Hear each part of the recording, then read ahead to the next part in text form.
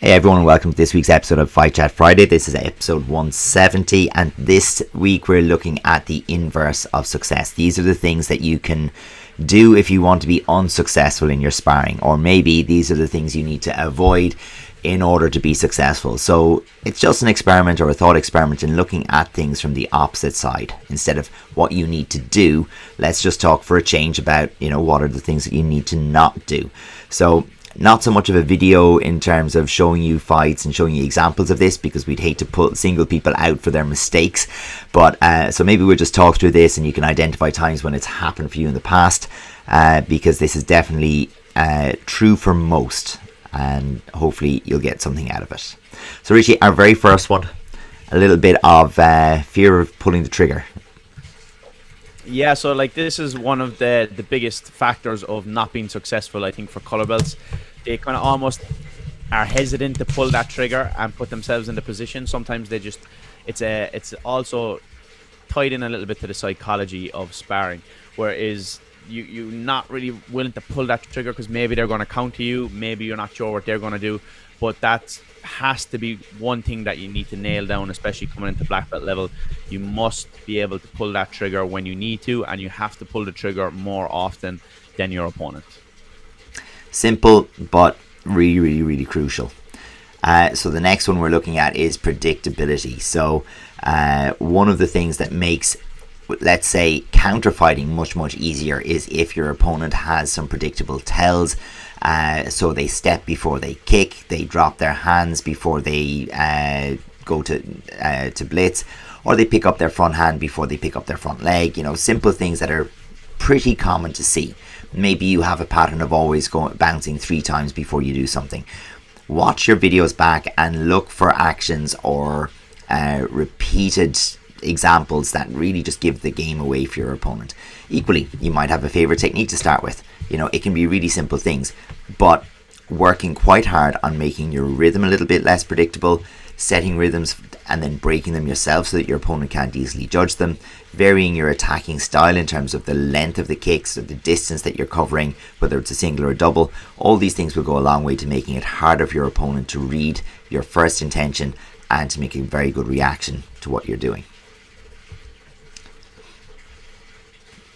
Poor footwork. This one is something that everybody's going to go through at some stage. Nobody kind of has it innate. It has to be something that you develop over time. But what we're talking about here, you're stepping on techniques, you have poor balance, you're falling over yourself, and all this stuff sounds obvious, but it's at the same time, a lot of people make these very crucial mistakes, using their front leg as a side kick and then landing their leg on the inside, not leaving their foot go to the outside, and then they're falling over themselves and getting themselves trapped when they're punching. Things like this. So you need to have a good base and a good foundation with the feet before everything else upstairs kind of ties into plan. For the next one, we're talking about being passive in terms of your ring control. So we talk about 3 controllables. So where in the ring is the match happening, the tempo of the match, and the rhythm between you and your opponent. So we want to take control of these things. But being passive in terms of ring control means you're fighting wherever you happen to be. You might be following your opponent as they move about the ring. You might be moving away from attacks and not being conscious of the space that you're going into. You might be attacking but not being conscious of the space that gains you. And it might mean that you're making decisions too late because you're waiting until you're on the last mat before an exit, before making a decision on what to do about your opponent.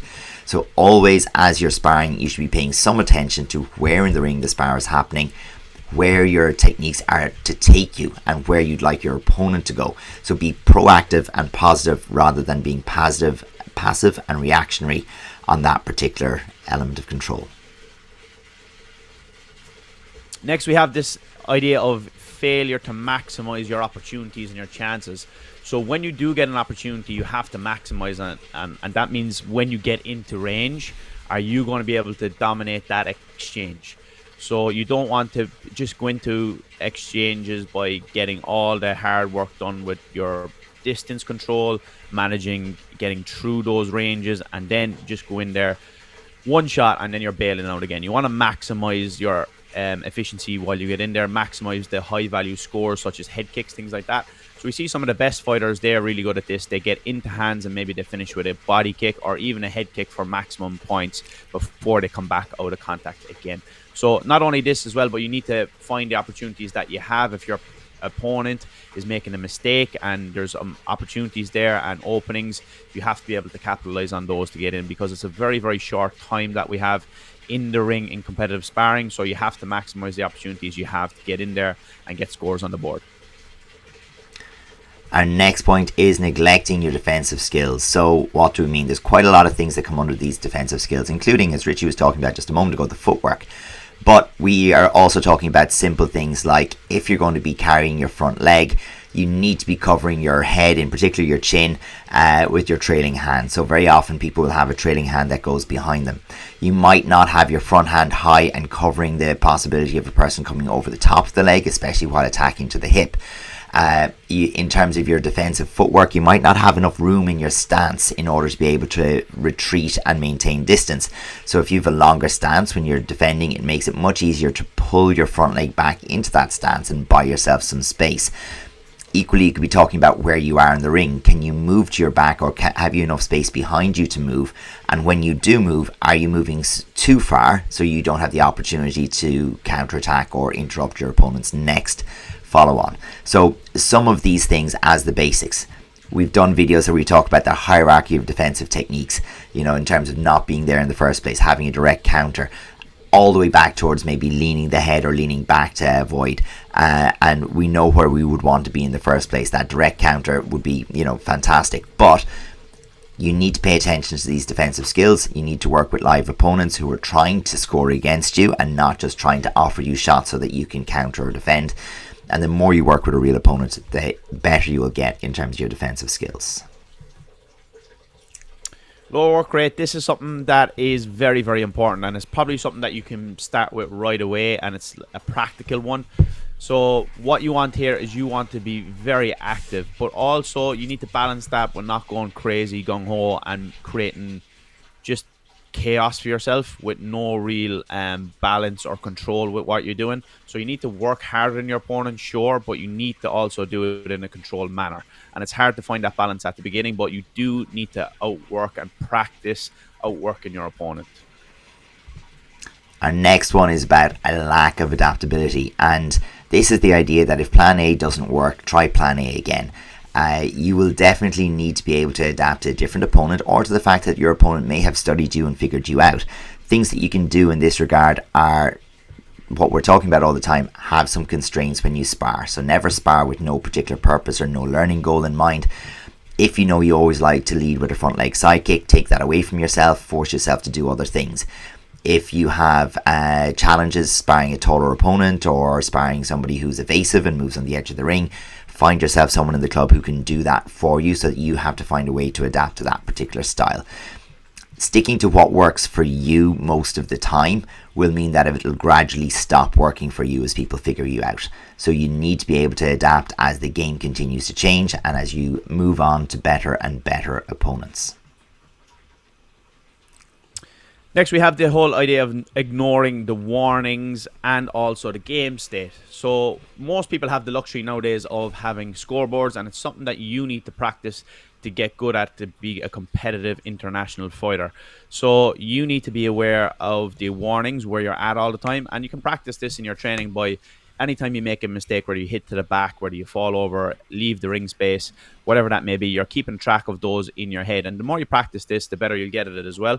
And what the idea as well on the game state is you always know where you are in terms of the match and the overall scoring of that match. And we always talk about the idea of being aware of the flags that are in play. There's 4 corner judges, and you must get at least 2 of those on your side to be in a good position. So that's the at least the minimum that you're aiming for to get a draw.